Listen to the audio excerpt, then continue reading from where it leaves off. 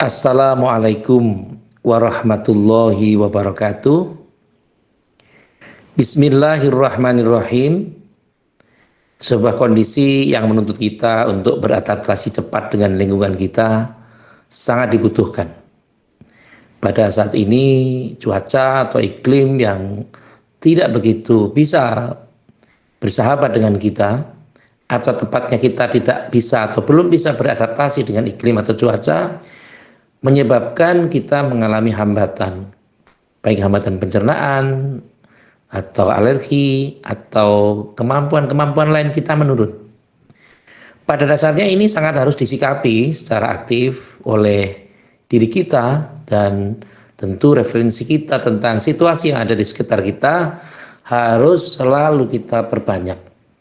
Semakin banyak referensi yang ada pada diri kita tentang lingkungan kita, tentang iklim atau kehidupan kita, sosial ekonomi dan yang lain, itu tentu akan bisa menjadikan sebuah kehidupan ini menjadi baik-baik saja.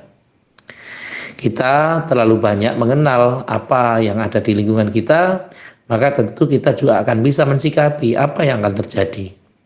Cuaca misalnya, dengan cuaca yang sangat dingin atau sangat panas, itu biasanya kita ada penyakit yang akrab dengan diri kita, seperti radang misalnya, atau penyakit-penyakit yang lain yang tentu saja ini di luar dugaan kita. Apapun itu, persiapan-persiapan real, persiapan psikologi harus juga dilakukan. Kenyataan di lapangan membuktikan kadang kita peduli terhadap orang lain itu berlebih, tetapi kita melupakan bahwa diri kita pun perlu shift, perlu keamanan, perlu perawatan, perlu pertimbangan. Jangan seperti lilin, kita bisa menerangi orang lain, tapi diri kita hancur berkeping-keping, habis dimakan oleh api, pelan tapi pasti. Pola-pola inilah yang tentu saja harus dipahami oleh semua pihak. Kita berada di negara kesatuan Republik Indonesia yang terdiri atas beribu-ribu pulau. Ada yang mengatakan lebih dari 17.000 pulau. Ini membuktikan bahwa kita ini berada di negara kepulauan. Dan yang kadang perlu kita pahami sama-sama, terutama diri kita dan anak-anak kita, perlu mempersiapkan, terutama nun sewu, para praktisi-praktisi pendidikan, para aktivis-aktivis yang bergerak di sisi akademisi, untuk pelan tapi pasti harus memang dipersiapkan bagaimana mempersiapkan anak kita menghadapi bencana atau kurikulum kebencanaan. Karena negara kita adalah negara yang dikitari oleh gunung api, oleh mungkin persiapannya banyak, ada banjir, ada tanah longsor, ada gunung berapi yang aktif, artinya ada letusan gunung berapi. Tentu saja kita tidak boleh berpikir bahwa musibah atau bencana yang disebabkan atau yang dilecuti oleh alam, ini bukan berarti karena takdir. Karena memang kita harus mempersiapkan. Mungkin pernah terjadi likuifaksi, mungkin terjadi tanah longsor atau banjir atau kondisi apapun. Kalau anak kita, keluarga kita tidak mampu mensikapi, misalnya terjadi bencana atau pendidikan kebencanaan ini tidak diberikan dari ranah yang paling kecil, dari keluarga, mungkin dari TK sampai dengan perguruan tinggi, maka kedepannya kita kalau terjadi sesuatu, pensikapannya, tanggap daruratnya akan rendah. Mengapa demikian? Karena tidak ada referensi yang cukup, tidak ada hal yang memadai akan itu.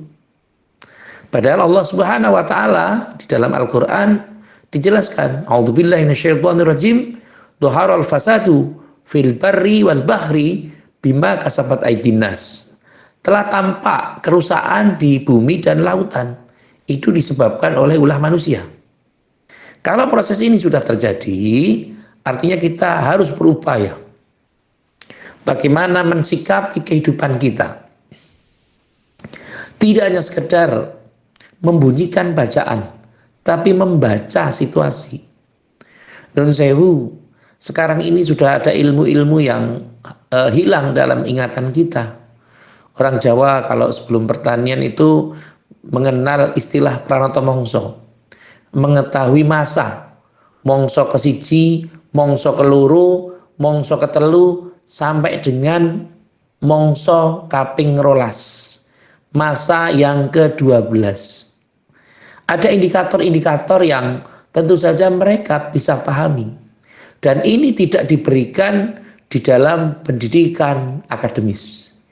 Tidak diberikan dalam pendidikan sekolah. Apakah pranoto mongso itu merupakan satu yang kuno? Menurut saya tidak.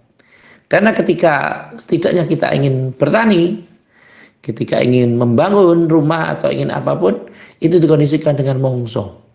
Mongso kesiji, mongso keloro, mongso ketelu, dan seterusnya. Kalau kita memahami itu berarti pada dasarnya kita diminta untuk mempelajari ekologi, ilmu tentang lingkungan. Biasa juga harus dipelajari tentang ilmu tentang geografi, ilmu tentang bumi. Kalau dulu ada bujur derajat lintang utara, bujur derajat lintang selatan, ini tentu saja harus kita pelajari betul bahwa kita ini berada di bumi khatulistiwa. Satu kondisi yang harus kita pahami sama-sama adalah bahwa realisasi dari kehidupan ini perlu kita juga bersahabat dengan lingkungan. Dialog dengan alam semesta, dialog dengan diri kita perlu kita lakukan. Sudahkah kita latih diri kita untuk berdialog dengan fisik kita? Aduh tangan, kenapa kamu sakit? Oh ternyata, tangan menjawab, ternyata saraf ada yang kejepit. Ternyata ini asam uratnya di tangan ini tinggi. Padahal kita pahami sama-sama asam urat, kolesterol itu sebenarnya ada manfaatnya. Tetapi kita telah dikondisikan bahwa wah ini asam uratnya banyak berbahaya. Wah ini kolesterolnya berbanyak akan membahayakan diri kita. Iya, kalau sifatnya berlebih apapun itu juga berlebih. Misalnya wah jangan terlalu banyak makan ini karena ada gula darah. Gula darahnya sekian. Wah jangan terlalu makan ini karena gula darah. Kita tahu bahwa nasi itu juga mengandung gula darah. Kenapa orang tidak mengkampanyekan untuk stop makan nasi? Bahkan dalam makan nasi itu kalau berlebihan ya gula darahnya juga akan banyak. Tetapi di luar daripada itu tentu itu bukan bidang saya ya. Tapi saya hanya berpikir bahwa pendidikan kebencanaan tetap harus dilakukan. Kurikulum tentang bencana. Kita berada di negara yang menjadi supermarketnya bencana. Di mana saja ada. Bahkan saking luasnya bencana ini, ada yang bencana kekeringan, ada yang kebakaran hutan, sampai lama tidak bisa dipadamkan. Ada bencana tanah longsor, di Jawa Tengah pun banyak. Di Jawa Timur juga ada. Ada bencana banjir, mungkin di daerah kita tenang-tenang saja, aman saja. Tetapi di daerah lain, Sulawesi misalnya, mereka mengalami banjir. Bagaimana mensikapinya? Tentu saja ini bukan sesuatu yang mudah. Tetapi sesuatu itu harus memang direncanakan. Kalau kita nun sewu, kurikulum tentang seni dan budaya, tentang kesenian saja, itu sudah dibeberkan dari kita PAUD. Kita sudah dilatih untuk nembang, dilatih untuk nyanyi, dilatih untuk bermusik, dilatih untuk apa saja lah berkesenian. Tapi bagaimana tentang bencana ini? Kadang pendidikan tentang kebencanaan baru kita berikan setelah kita mengalami, misalnya ada tsunami di Aceh, misalnya gempa di Bantul, Yogyakarta, ada gempa di Surabaya, ada gempa di mana saja. Jadi kadang-kadang kita ini mensikapi setelah terjadi. Bagaimana kalau persiapan-persiapan itu dilakukan sebelum sesuatu itu ada pada diri kita? Perlu kita pahami. Beragama juga demikian. Kita ngaji itu jangan sampai nunggu tua. Kita belajar jangan sampai nunggu besar. Karena kalau belajar di waktu kecil itu bagai mengukir di atas batu. Tetapi kalau belajar sesudah dewasa itu bagai mengukir di atas air. Sekarang ada disrekal bahasanya. Yo, kalau es batu gimana, kan bisa saja untuk mengukir. Iya, tapi kan waktunya nggak lama. Beda kalau kita misalnya eh, mengukir di atas batu. Itu kan waktunya akan tahan lama. Tapi prinsipnya kadang-kadang nun sewu. Kadang kita ini pengennya kalau bekerja, pengennya gajinya selangit, tapi prestasinya sulit. Apa intinya? Bahwa kadang-kadang materi itu kita perhatikan betul. Kalau besok ada kenaikan gaji, orang berbondong-bondong untuk datang ke tempat kerjaan. Meningkatkan. Ini syaratnya apa ya? Kalau ingin gajinya naik, gajinya pengennya selangit, tapi prestasi kerja sulit, ya repot juga. Harusnya prestasi itu seiring dengan prestise, seiring dengan koneksi, seiring dengan hasil kerja. Apa sebabnya? Karena kalau kita ingin berprestasi, harusnya kita bisa memberikan sesuatu yang terbaik atas institusi, atas situasi, atas lingkungan kerja kita. Apapun hasilnya, tentu saja ini menjadi satu kondisi yang harus kita semangati. Jangan sampai nun sewu, prestasinya bagus, tapi gajinya tidak ada. Kalau kita bekerja di institusi, tentu harus kita berikan, kita tunjukkan bahwa institusi itu yang membutuhkan kita. Lembaga itu yang membutuhkan kita. Kita hidup ini dibutuhkan oleh masyarakat dan membutuhkan masyarakat itu sendiri. Ada sinergi yang signifikan, ada sesuatu yang balance, seimbang. Kalau dulu ada istilah serasi, selaras, dan seimbang. Kembali kepada kurikulum kebencanaan ini, tentu saja kita yang berada di daerah bencana, di daerah kabupaten yang tentu tingkat kebencanaannya relatif tinggi, tentu tidak hanya sekedar diumumkan di media sosial, di radio atau di televisi setelah semuanya terlambat. Kan lebih baik terlambat, Pak, daripada tidak. Iya. Tapi kalau itu mengancam keselamatan, mengancam situasi yang nanti akan bisa memberikan kerugian terhadap masyarakat, tentu harus diulang, harus di rescheduling, harus dijadwal ulang. Supaya apa? Supaya kehidupan kita lebih baik. Tentu bencana yang terbesar dalam diri kita dan orang tua kita serta saudara-saudara kita adalah keluar dari dunia tanpa iman kepada Allah Subhanahu wa taala. Yakhruju minad dunya bighairi iman. Ini yang sangat membahayakan. Dan selain itu juga mari kita berlatih untuk cerdas, cermat, dalam bahasa Jawa disebut lantip trengginas, untuk mensikapi sesuatu sehingga ketika terjadi sesuatu maka kita tidak merasa menyesal.